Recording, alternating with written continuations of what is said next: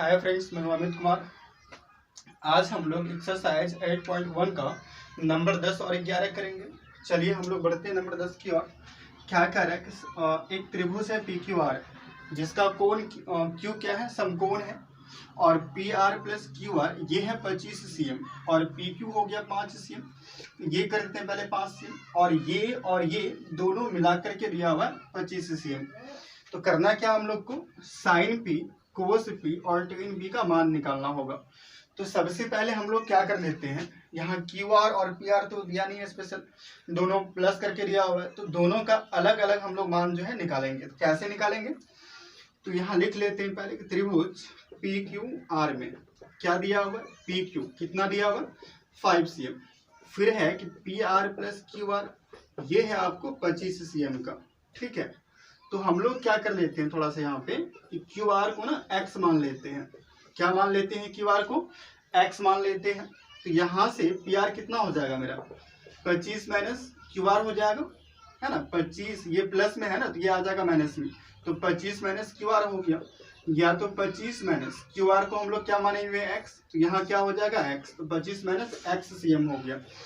ये हो गया पी आर, क्यू आर तो माने हुए नहीं हम लोग, और ये पी क्यू। तो इस समकोण त्रिभुज की तीनों भुजाएं हमें प्राप्त हो गई है, लेकिन तीनों जो है अभी क्लियर नहीं हुआ है ना, क्योंकि एक जगह एक्स है और एक जगह 25 माइनस एक्स है, तो एक जो कांस्टेंट जो नंबर होता है वो तो नहीं पता। तो हम लोग पहले क्या करेंगे, उसको ज्ञात करेंगे।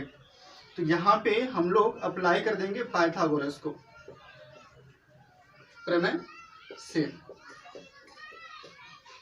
तो हम लोग जानते हैं कि लंब का स्क्वायर प्लस आधार का स्क्वायर बराबर क्या होता है, कर्ण का स्क्वायर, है ना।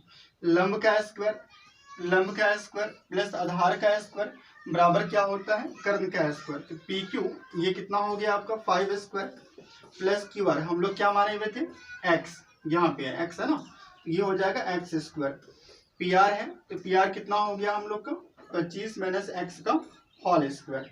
तो 5 का स्क्वायर कितना होगा 25, और ये हो जाएगा एक्स स्क्वायर, और इसे हम लोग क्या कर देंगे a माइनस बी का होल स्क्वायर, क्योंकि 25 माइनस एक्स का होल स्क्वायर लिखा हुआ है, तो ये हो जाएगा a माइनस बी का होल स्क्वायर। इसके लिए हो जाएगा a square plus B square minus 2ab हो जाएगा, है ना। तो ये हो जाएगा 25 प्लस एक्स स्क्वायर, और यहाँ हो जाएगा 625, क्योंकि 25 का स्क्वायर लिखा हुआ है, तो बराबर क्या हो जाएगा 625, और ये हो जाएगा एक्स स्क्वायर 25 गुना 2 50, और ये एक्स हो गया। अब हम लोग क्या कर लेते हैं कि ये और ये इस दोनों को इधर ले आते हैं ना, और ये 25 को यहाँ ले आते हैं। ऐसे भी ये हो जाएगा, तब यहाँ क्या बचेगा x बचेगा, ये पहले से यहाँ पे लिखा हुआ ही है। उसके बाद हम लोग इसको लेकर के आएंगे, ये हो जाएगा माइनस में, 50x जो है माइनस में है, तो ये हो जाएगा प्लस में। ठीक है, बराबर देंगे, तो बराबर के उधर जो है 625 पहले से लिखा हुआ है ना, तो ये तो लिखा हुआ ही है। फिर जो है ये 25 यहाँ प्लस में है, ये किस में जाएगा उधर अभी माइनस में, यहाँ हो जाएगा माइनस। अब ये दोनों कैंसिल हो गए, क्योंकि एक माइनस में और एक प्लस में है, तो बच गया हमको 50x बराबर यहाँ बचेगा 600। 625 माइनस 25 बराबर क्या बचेगा 600। अब हम लोग यहाँ से x जो है ज्ञात कर सकते हैं, तो 600 बाय क्या हो जाएगा 50, इसे भाग कर देंगे, यहाँ 12 हो जाएगा। तो x कितना हो गया हम लोग का 12 हो गया। और शायद आपको बता दें कि x हम लोग किसे माने थे, क्यू आर को माने थे, क्यू आर कितना हो गया हम लोग का 12 सीएम का हो गया। तो यहाँ लिख सकते हैं कि इसीलिए हम लोग का क्यू आर जो है 12 सीएम हो गया। तो हम लोग अब पी आर भी निकाल सकते हैं ना, क्योंकि पी आर जो लिखा हुआ था वो था 25 माइनस क्यू आर, है ना। तो 25 तो है ही, क्यू आर हो गया हम लोग का 12, कर देंगे इसको माइनस, अब कितना हो जाएगा ये 13 सीएम का हो जाएगा। तो अब ये हो जाएगा आपका 12 सीएम का, और ये हो गया 13, और ये तो 5 है ही। अब निकालना क्या था हम लोगों को, साइन पी, कोस पी और टेन पी का मान निकालना है। तो पहले क्या कर लेते हैं, साइन पी कर लेते हैं। एंगल पी की बात कर रहा है ये, तो पी की सम्मुख भुजा लंब होती है, संलग्न भुजा क्या होती है आधार होती है, और ये कर्ण तो होता ही है।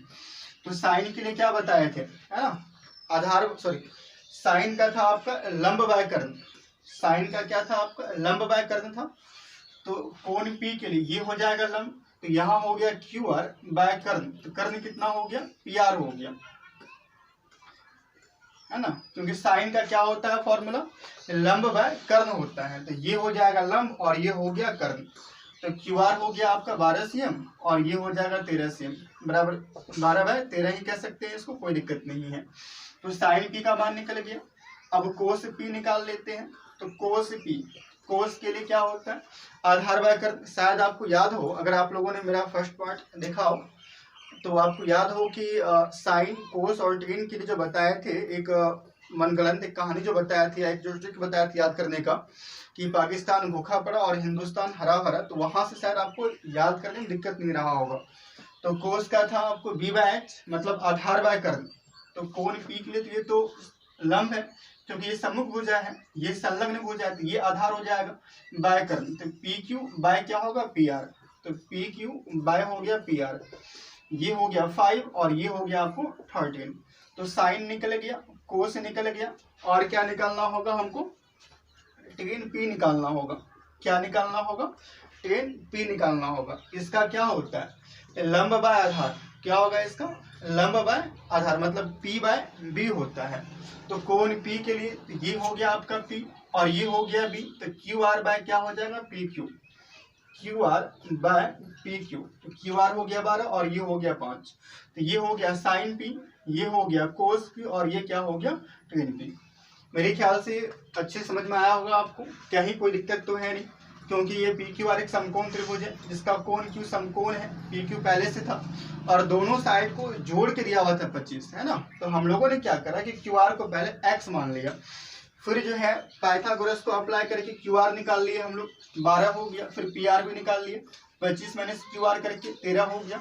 फिर साइन पी और कोस पी और टेन पी को हम लोग क्या कर दिए यहाँ पे जो है निकाल लिए। तो नंबर 10 तक हुआ क्लियर। अगर कहीं दिक्कत हो तो आप नीचे कमेंट करके बता सकते हैं, उसको फिर से जो है उस क्वेश्चन को फिर से जो है यहाँ पे किया जा सकता है। ठीक है, हम लोग अब आगे बढ़ते हैं नंबर 11 की तरफ। हम लोग बढ़ते हैं 11 नंबर की तरफ। ये क्वेश्चन आपका यहाँ लिखा हुआ है, जिसके पास बुक नहीं है वो यहाँ से जो है देख करके क्वेश्चन को भी लिख सकते हैं।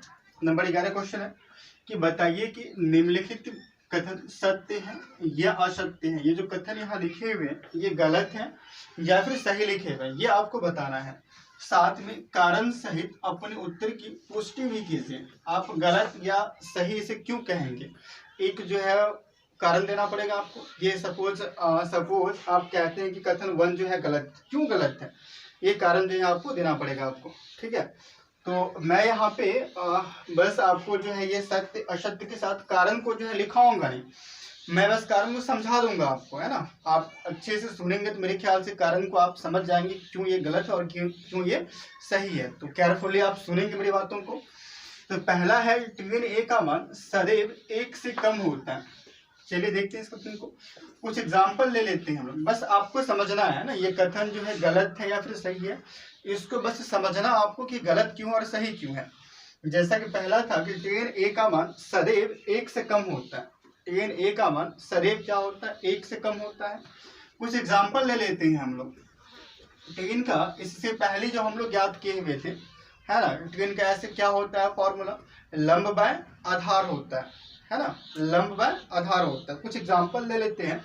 जैसे टेन ए के लिए सपोज हम लोग ऐसे जानते भी है ना कि लंब और आधार जो होता है हमेशा कर्ण से छोटा होता है। लंब और आधार क्या होता है हमेशा कर्ण से क्या होता है छोटा होता है। अब देखिए ये जो कथन है आपका 1 नंबर का ये गलत है ना, इसे असत्य कहेंगे। क्यों कहेंगे असत्य, क्या रीजन है, तो सुनिए सही से। एक्चुअली होता है क्या, टेन ए के लिए हम लोग क्या करते हैं, कोण ए की लिखते हैं यहाँ सम्मुख भुजा और यहाँ लिखते हैं कोण ए की संलग्न भुजा, मतलब लंब बाय आधार लिखते हैं। तो लंब कौन होता है, कोण ए की सम्मुख भुजा है ना, और कोण ए की संलग्न भुजा बाय में होता है। तो टेन ए का मान जो है 1 से कम होगा। तो ये निर्भर करता है कोण ए की सम्मुख भुजा पर। अगर कोण ए की सम्मुख भुजा जो है कोण ए की संलग्न भुजा से अगर बड़ी होगी, है ना, अगर बड़ी हो गई तो 1 से मान तो उसका अधिक हो जाएगा, तब तो ये गलत ना हो गया। ऐसे भी ये गलत है, क्योंकि एग्जाम्पल देते हैं। अभी जस्ट आपने क्या किया था, क्वेश्चन नंबर 10 में जो है टेन पी का मान निकाला था 12/5। अगर इसे भाग करते हैं ये हो जाएगा 2.4, ये 1 से अधिक हो गया ना। और वहां करा कि सदैव मतलब हमेशा जो है 1 से कम होता है, ऐसा तो होता नहीं है, क्योंकि 1 से अधिक भी हो रहा है 2.4 है, एक सरिक ना हो गया। ऐसे भी आपको बता दें हम कि ये जो tan A का मान होता है वो कोण A की जो सम्मुख भुजा होती है उस पर करता है निर्भर। अगर इसकी जो सम्मुख भुजा है अगर ये संलग्न भुजा से बड़ी हो गई तो वैल्यू 1 से क्या हो जाएगा, अधिक हो जाएगा। इस वजह से ये आपका कथन 1 जो है ये आपका असत्य हो गया। इसे आप क्या कहेंगे, असत्य कहेंगे। ठीक है, नंबर 2 पे आते हैं। कह रहा कोण A के किसी मान के लिए सेक A बराबर 12/5। इसको भी हम लोग एग्जाम्पल से ही समझते हैं, है ना। क्या लिखा हुआ है, सेक A बराबर क्या लिखा हुआ है, 12/5 है। तो सेक का क्या होता है फॉर्मूला, है ना, कर्ण बाय आधार होता है ना। सेक का क्या होता है, कर्ण बाय आधार। तो कर्ण तो हमेशा जो है आधार से बड़ा होता है। ऐसे भी हम लोग देख रहे हैं कि 12 जो है 5 से बड़ा है, तो ये हो गया अगर कर्ण, और सपोज ये आधार लिखा हुआ है तो सही लिखा हुआ है, क्योंकि सेक में क्या होता है, कर्ण बाय होता है आधार। तो आधार से हमेशा कर्ण क्या होता है, बड़ा होता है। तो ये आपका जो नंबर 2 का कथन है ये बिल्कुल सही है, इसमें कोई दिक्कत नहीं, इसे आप सत्य लिखेंगे। नंबर 3 कह रहा है कि कोण A के कोसेंट के लिए प्रयुक्त एक संक्षिप्त रूप है। बिल्कुल नहीं है, क्योंकि ये कोसेंट जो है ये कोसेंट से बना है कोसेक, न कि कोस बना है ना। कोसाइन से कोस बना है, कोसाइन से क्या बना है, कोस बना है। कोसेंट से बना है कोसेक, तो बिल्कुल नहीं है। ये कोस ए कोसेंट का एक संक्षिप्त रूप नहीं है, बिल्कुल नहीं है, क्योंकि कोसाइन से बनता है कोस, या कोसाइन का ही शॉर्ट फॉर्म कह सकते हैं कोस है। तो ये भी आपका कथन जो है गलत है, ये भी गलत हो गया। आपका नंबर 1 कथन गलत था, नंबर 2 सही था, नंबर 3 गलत है आपका। थोड़ा सा आगे बढ़ते हैं, नंबर 4 पे कह रहा है कोट ए और कोट ए, फिर यहाँ कोमा है, कोट और ए का गुणनफल है क्या। तो अगर आपने पार्ट 1 का मेरा वीडियो देखा होगा तो शायद आपको इस अच्छी समझ में आ गया होगा। मैंने कहा था कि वहाँ जो एंगल होता है किसी भी अनुप्रेषियों के बगल में, साइन कोस टेन कोट के सेक के बगल में, तो वो एंगल उसका गुणनफल नहीं होता बल्कि एक संकेत है। बल्कि क्या है, वो एक संकेत है, एक संकेत दिखाता है कि उसके सम्मुख हम लोग किस भुजा को लंब लेंगे और किसको जो है आधार लेंगे। तो गुणनफल नहीं होता बल्कि एक संकेत होता है। तो ये नंबर 4 का जो है आपका गलत हो गया, है ना। ये भी क्या हो गया आपका गलत, क्योंकि कोट जो है कोट और ए का गुणनफल नहीं है। कोट जो है कोट और ए का गुणनफल बिल्कुल नहीं है। ठीक है, उसके बाद आगे बढ़ते हैं। कह किसी भी कोण थीटा के लिए साइन थीटा इक्वल जो है 4/3 होगा। अब देख लेते हैं इसे भी, साइन थीटा लिखा हुआ है 4/3 है। ऐसे भी साइन का फॉर्मूला क्या होता है, लंब बाय आधार होता है, सॉरी लंब बाय कर्ण होता है, सॉरी लंब बाय कर्ण होता है ना, लंब बाय कर्ण। और हम लोग जानते हैं कि समकोण त्रिभुज में कर्ण जो होती है वो हमेशा लंब और आधार दोनों से बड़ी होती है ना, दोनों से क्या होती है, बड़ी होती है। लेकिन साइन थीटा यहाँ जो दिया हुआ है कह रहा है कि 4/3 है, 3 यहाँ जो कर्ण है ये लंब से कम दिखा रहा है ना, जो कि पॉसिबल नहीं है, क्योंकि समकोण त्रिभुज में कर्ण जो होता है वो हमेशा लंब और आधार से क्या होता है, बड़ा होता है। तो ये पॉसिबल नहीं है। इस वजह से क्या हुआ कि ये आपका नंबर 5 का कथन भी क्या हो गया, गलत हो गया। मेरे ख्याल से ये आपका 1 2 3 4 5 अच्छे समझ में आया होगा कि ये गलत क्यों है, क्योंकि tan A का जो मान है वो सदैव 1 से कम नहीं हो सकता है, क्योंकि tan का जो फॉर्मूला होता है लंब बाय आधार, तो वहाँ निर्भर करता है कि जिस एंगल की बात कर रहे हैं हम लोग उसकी जो सम्मुख भुजा उसकी वैल्यू कितनी है। अगर उसकी वैल्यू उसकी संलग्न भुजा से अधिक होगी तो उसका वैल्यू 1 से अधिक हो जाएगा, तब तो गलत ना हो गया ये। ऐसे भी ये कथन आपका गलत है। रही बात सेक की, 12/5 लिखा हुआ है, तो सेक का होता है कर्ण बाय आधार, तो कर्ण तो हमेशा क्या होता है, आधार से बड़ा होता है। ऐसे भी ये सही हो गया।